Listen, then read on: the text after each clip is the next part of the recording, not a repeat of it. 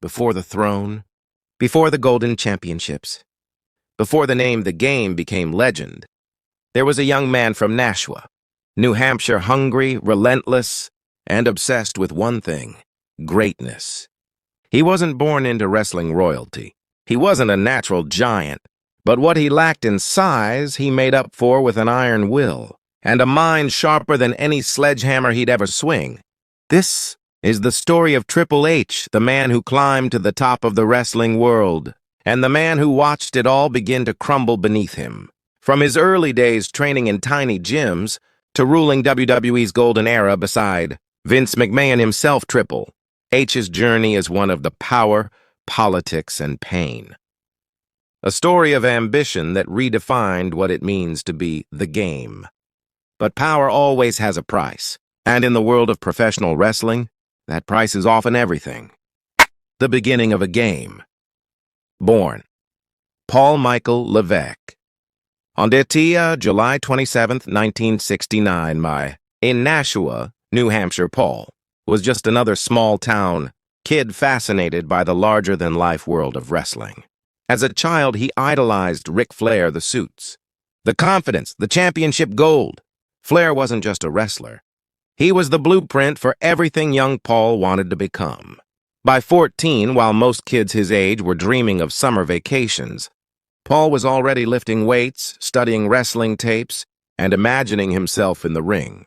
He knew one thing: he wasn't going to be ordinary. Paying his dues. In the early 90s, Paul started training under Killer Kowalski, a wrestling legend known for shaping raw talent into ring warriors. Kowalski saw potential in the young Levesque: the discipline, the respect, and the obsession with perfection. Under his guidance, Paul developed not just muscle, but character. He became the student who stayed late, asked questions, and studied the psychology of every move. That discipline would later become his weapon both in the ring and behind the curtain. Terra, rise into Hunter Hearst Helmsley, 1992. Paul made his debut as Terra Rising in the independent circuit. The name was strange, almost comic book-like, but it was his first step into the real game. By 1994, he made his way to WCW, where he briefly wrestled under his real name. But something wasn't clicking. The crowds didn't care. The spotlight was elsewhere. Then came 1995, a year that would change everything. When Vince McMahon's WWF called, Paul saw his chance. He repackaged himself as Hunter Hearst Helmsley, a snobbish, aristocratic villain from Greenwich, Connecticut. The accent, the posture, the smug attitude, it worked. Fans hated him. And in wrestling, that meant he was doing something right. He entered arenas with a smirk, bowing to the crowd, using words like breeding and class. He was the man everyone loved to hate. But behind that arrogant smile was still Paul Levesque, a man studying every detail of the business, waiting for his time to strike. The stumbling block. 1996 was supposed to be the year of Triple H's rise. Instead, it became a hard lesson in how one mistake can cost everything. At Madison Square Garden, a group of real-life friends, Shawn Michaels, Kevin Nash, Scott Hall, and Triple H broke the ultimate rule of wrestling. They broke character. Known as the curtain call, the four men embraced in front of a live audience after a match is something unheard of in the days when wrestling's secrets were sacred. Vince McMahon was furious. But with Hall and Nash leaving for WCW and Michaels being untouchable as the world champion, the punishment fell entirely on one man, Triple H. He was buried. No major matches. No TV push. No King of the Ring win that year. It was handed to Stone Cold Steve Austin instead. That moment could have broken him. But instead, it forged him. Triple H learned that in WWE, survival wasn't just about skill, it was about patience, strategy, and knowing when to play the long game. Narrator, pause, softer tone. He waited. He worked. He planned. Because even then, he understood what most didn't. You don't win the game by playing it fair. You win by becoming it. The rise and fall of Triple H. The rise, Degeneration X and becoming the game. Narrator, calm, cinematic tone. By 1997, Triple H was still clawing his way out of the shadows. Punished, overlooked, and quietly bitter, he refused to fade away. And then came a turning point, a friendship, a rebellion, a movement that would change the face of wrestling forever. The birth of D-Generation X. Shawn Michaels, the flamboyant, controversial icon of the WWF, was already at the peak of his fame. Behind him stood a new partner in crime, Hunter Hearst Helmsley. Together, they became the core of something no one had seen before, D-Generation X. D-Generation X wasn't just a tag team or a stable. It was a cultural rebellion. In a time when the WWF was battling WCW's NWO, DX was Vince McMahon's answer: chaotic, vulgar, hilarious, and unstoppable. Helmsley dropped the aristocrat act and unleashed his true self, sarcastic, confident, and ruthless. He didn't need fake accents anymore. Now he had attitude. Crowds began to love him not as a villain, but as a rebel. And as Shawn Michaels' health declined, a new leader was quietly emerging. When Michaels was forced to retire after WrestleMania 14 in 1998, the spotlight naturally shifted. Triple H stepped up. He took control of DX, recruited X-Pac and the New Age Outlaws, and made the faction even bigger, louder, and bolder. From crotch chops to anti-authority promos, DX defined the Attitude Era, and in its center stood a man who was finally starting to shape destiny on his own terms. Breaking out on his own, 1999 marked the year Paul Levesque became Triple H, not just in name but in legacy. He dropped the flashy suits and started speaking with a different kind of authority. His promos became colder, more calculated. He wasn't playing a character anymore, he was the character. And then, the line that would define him forever was born. I am the game, because I am that damn good. It wasn't a catchphrase, it was a declaration of war. This was the real Triple H, the manipulator, the strategist, the cerebral assassin. He wasn't content being the next Shawn Michaels or the next Ric Flair. He wanted to be the standard, and by 2000 he was. He went toe-to-toe with legends The Rock, Stone Cold Steve Austin, The Undertaker, Mick Foley. Every feud he entered became brutal, psychological, and unforgettable. His matches with Mick Foley, especially the Hell in a Cell at No Way, Out 2000, cemented his reputation as one of the most fearless and dedicated performers alive. He bled for his legacy.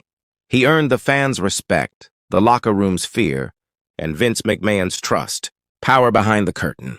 But what made Triple H truly dangerous wasn't just his ring skills. It was his mind. Behind the scenes, he was observing everything production, creative meetings, booking logic. He wanted to understand how the business really worked. And around this time, he found an ally who would change everything: Stephanie McMahon, the boss's daughter. Their on-screen romance turned into a real one.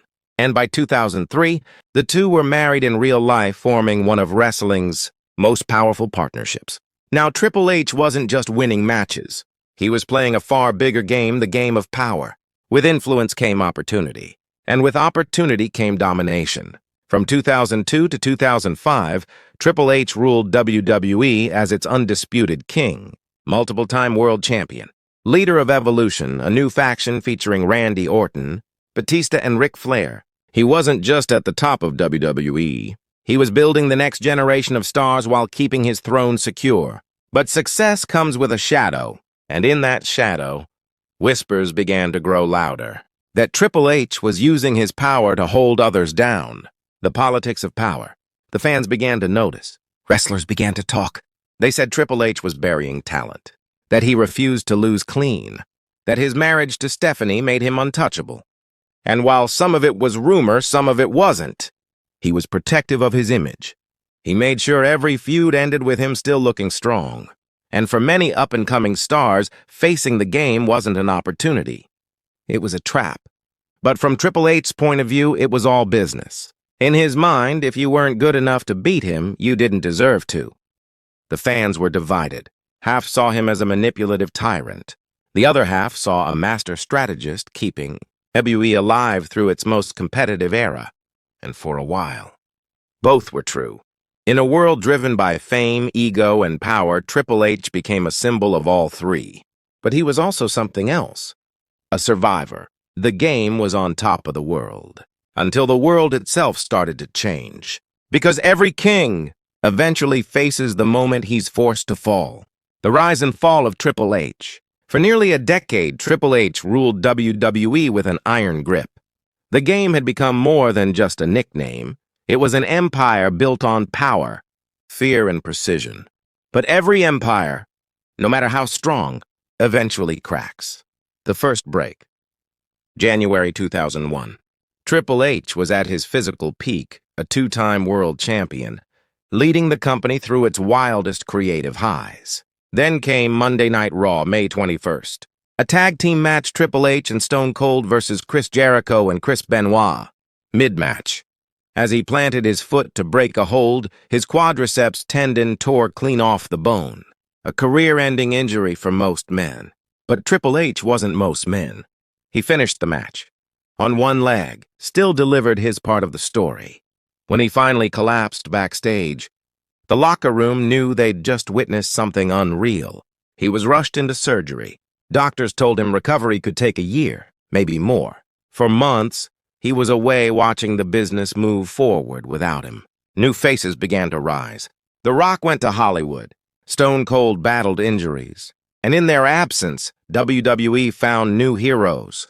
Chris Jericho, Kurt Angle, Edge, Booker T. They were fresh, fast, and hungry. Triple H's throne was no longer guaranteed. The return of the King. January 7, 2002. Madison Square Garden. The crowd roared like never before.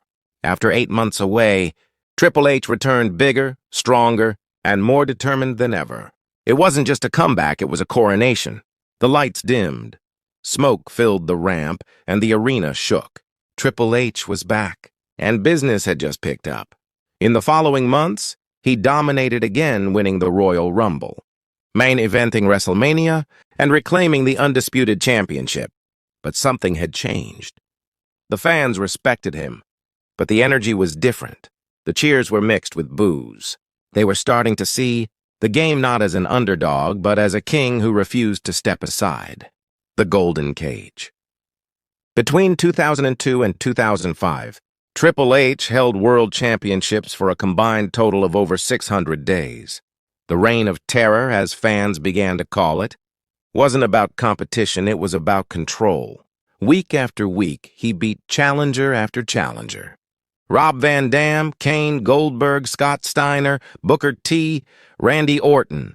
Some were fan favorites. Some had unstoppable momentum. But in the end, almost all of them lost to the game. Critics accused him of using backstage power to keep himself on top. They said he was burying the next generation before it could even grow. And while those accusations weren't fully proven perception, in wrestling is everything. The fans turned. They respected him. But they didn't love him anymore. Triple H had become the villain not just in storylines, but in real life. And deep down he knew it. The character and the man had fused into one. The line between performance and reality had vanished. He was the game, and it was starting to consume him. Injuries, loss, and the shift. By 2007, his body began to betray him again. Years of brutal matches, Hell in a Cell, street fights, elimination chambers had left him scarred and exhausted. He tore another quadriceps muscle. He suffered neck injuries, and each time he forced himself back. But while he was gone, a new generation stepped up. Names like John Cena, Batista, Randy Orton, Edge, and CM Punk began to redefine the company. They were faster, flashier, and younger. And most importantly, the crowd wanted them. Triple H, once the face of rebellion, now represented the old guard. He watched the world he built evolve without him. And for the first time, he wasn't the center of it. He had fought for power, earned it, and held it. But time doesn't play favorites. WWE was entering a new age, an era no longer ruled by the game. Reinvention. Rather than fight against time, Triple H did something unexpected. He began to step back. He shifted focus from himself to the business. He started mentoring talent, producing matches, and involving himself in creative discussions behind the scenes. For years, he had been the villain fans booed. Now he was slowly becoming the man shaping their heroes. The same ambition that once drove him to dominate was now driving him to build. He realized something profound. Power isn't just about staying on top. It's about leaving something behind. This shift would lead him toward his greatest project yet, A vision that would redefine professional wrestling from the ground up. Narrator, pause, low tone. And it all began with 3 letters. XT. The rise and fall of Triple H. The rebirth. NXT and the executive era. Every great story of power has a second act, a redemption. For Triple H, that act began not in the ring, but behind the curtain. The game who once fought for dominance was now building something far more lasting, something that would change the industry forever. Building a new kingdom. The world of wrestling was changing. Social media was rising. The fans wanted authenticity, real stories, real wrestlers, real passion. And deep inside WWE headquarters, one man understood this shift better than anyone else. Triple H had become an executive officially titled Executive Vice President of Talent, Live Events, and Creative. But titles didn't matter to him. What mattered was the future. He looked at the independent scene, Ring of Honor, PWG, Japan, and saw a generation of wrestlers who were being ignored by the mainstream. He saw heart, grit, and hunger. And he made a decision that would define the next decade. He would give those wrestlers a stage. That stage was called NXT, the black and gold brand. At first, NXT was just a developmental show, a small training ground for rookies. But under Triple H's vision, it evolved into something far greater. He gave it identity. He gave it emotion. He gave it soul. The black and gold branding. The live crowds at Full Sail University. The smaller arenas filled with passion and energy. NXT wasn't just a brand, it was a revolution. Narrator. Under Triple H's guidance, NXT became a safe haven for wrestling purists, for those who loved storytelling, athleticism, and heart-over spectacle. He signed stars like Sami Zayn, Kevin Owens, Finn Balor, Shinsuke Nakamura, and Sasha Banks. He didn't care about size or marketability, he cared about talent. The matches were raw, emotional, and unforgettable. Takeover Brooklyn. Takeover Dallas. Each event raised the bar higher, and for a time, fans began to believe that NXT was better than the main roster. For the first time in years, Triple H wasn't being booed. He was being cheered not for what he did inside the ring, but for what he was creating outside of it. He had found a new purpose. He wasn't the game anymore, he was the teacher. Clash of visions. But success brings friction, and inside WWE, not everyone shared Triple H's vision. Vince McMahon, the chairman, had built WWE on spectacle big men, bright lights, larger-than-life stories. Triple H's NXT was the opposite, focused on wrestling, emotion, and realism. For years, the two visions coexisted, father-in-law and son-in-law, empire and rebellion.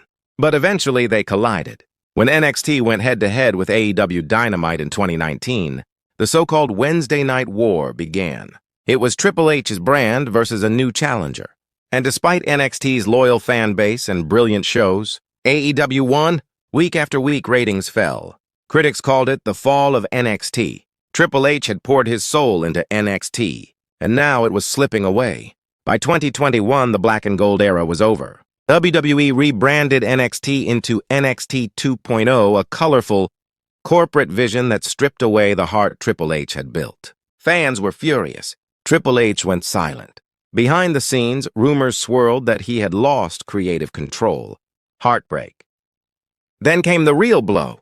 In late 2021, Triple H suffered a cardiac event, a near-fatal heart issue that forced him to step away from all in-ring and executive duties. For the first time in 3 decades, he was powerless, lying in a hospital bed, surrounded by his wife and daughters. He realized that life had finally dealt him the one challenge he couldn't fight through. This time, there was no comeback match, no sledgehammer, no game-over screen to restart from.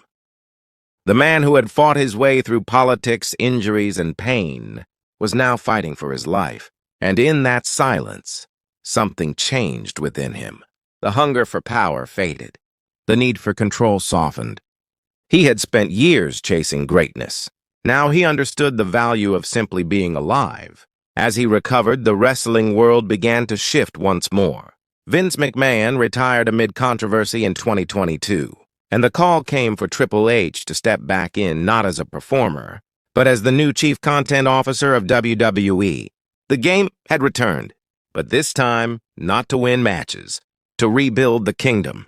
And as the world watched, The same man who once tore down walls with a sledgehammer was now using that same fire to create.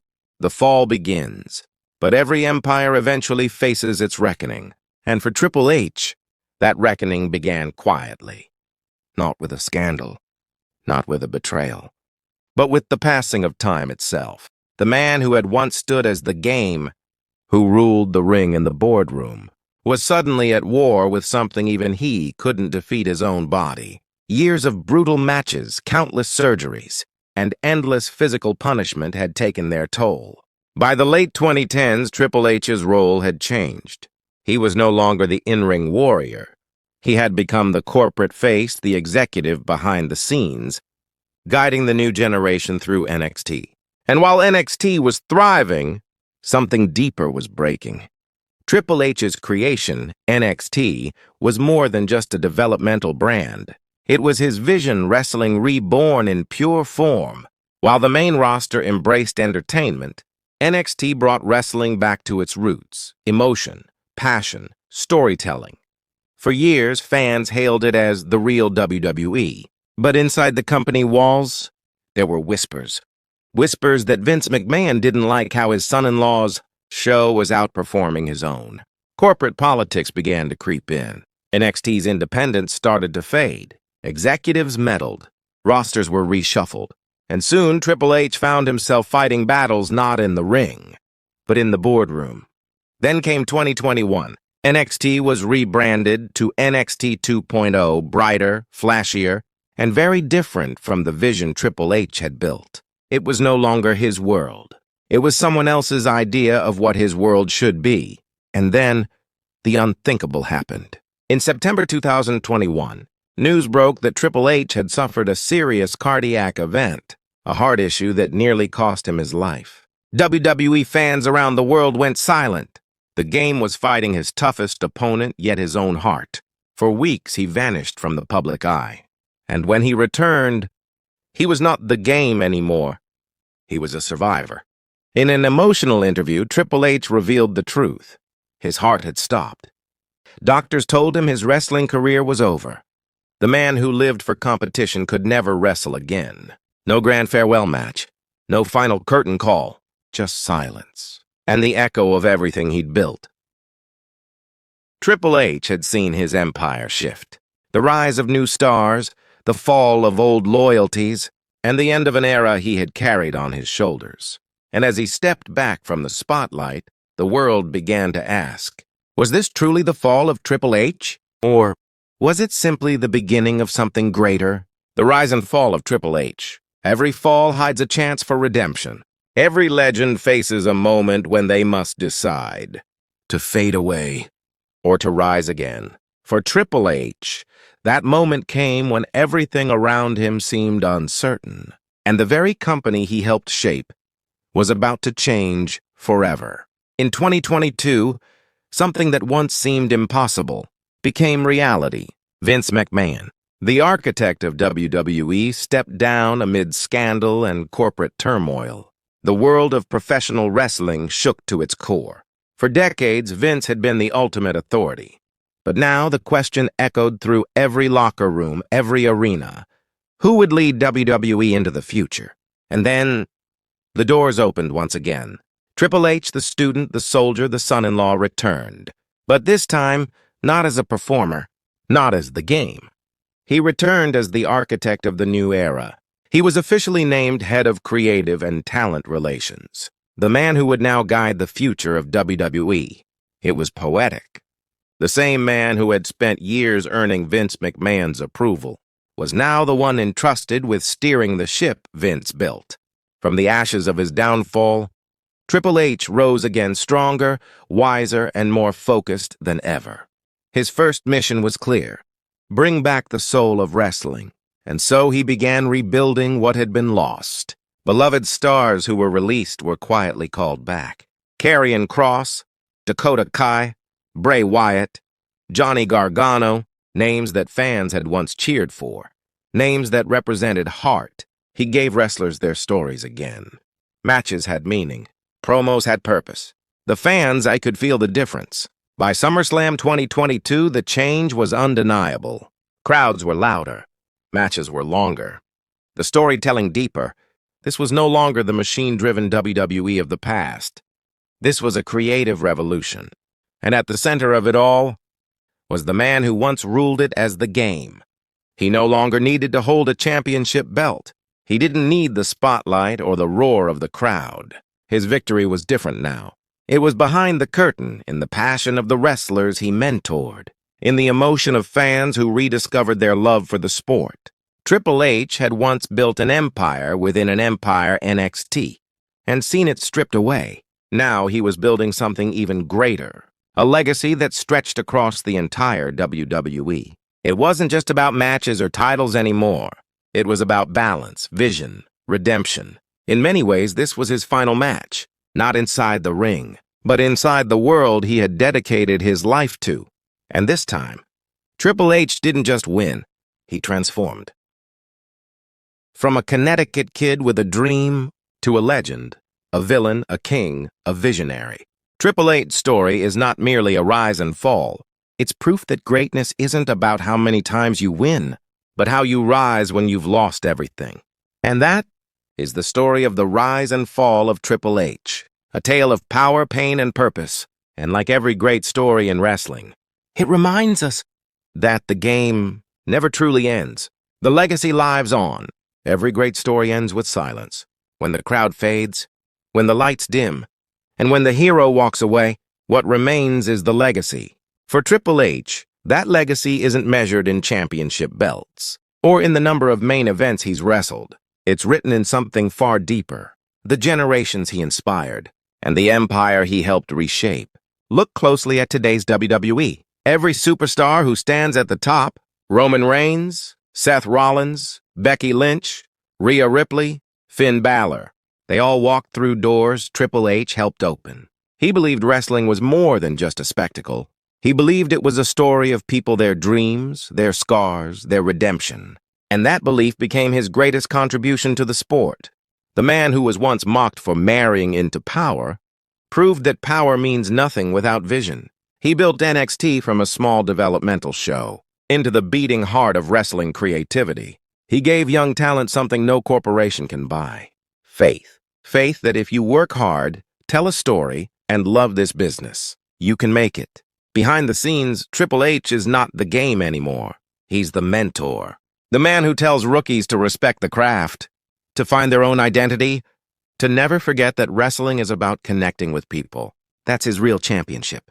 From the blue blood snob of the 90s, to the ruthless villain of the 2000s, to the king of kings of the 2010s, Triple H wore every mask this business demanded. But through it all, he remained one thing: a storyteller. A man who knew that every feud, every promo, every match was a chance to make someone feel something real. And when the fans finally said goodbye, when the chants of "Thank you, Hunter" echoed through the arena, he didn't need fireworks or pyro, because his story had already been written in history's book. The man who once fought to prove he belonged had become the man who would define what wrestling could be. Maybe this is what true greatness looks like. Not the one who holds on forever, but the one who builds something that lasts beyond him. Triple H's journey reminds us, you can rise, you can fall, you can break, but you can always rebuild. That's not just wrestling, that's life. So the next time you hear the phrase "play the game," remember, it's not about winning or losing. It's about persistence, about reinvention, about leaving something behind that matters. Because in the end, the game never truly ends. For decades, he gave his heart, his body, and his soul to wrestling. And though his in-ring career is over, his influence echoes in every match, every crowd, every dream. Triple H didn't just play the game. He became the game. If you believe legends never die, if stories like this deserve to be remembered, then hit subscribe, join our journey, and let's keep telling the stories that built this world. This is NewsYa, and this was the rise and fall of Triple H.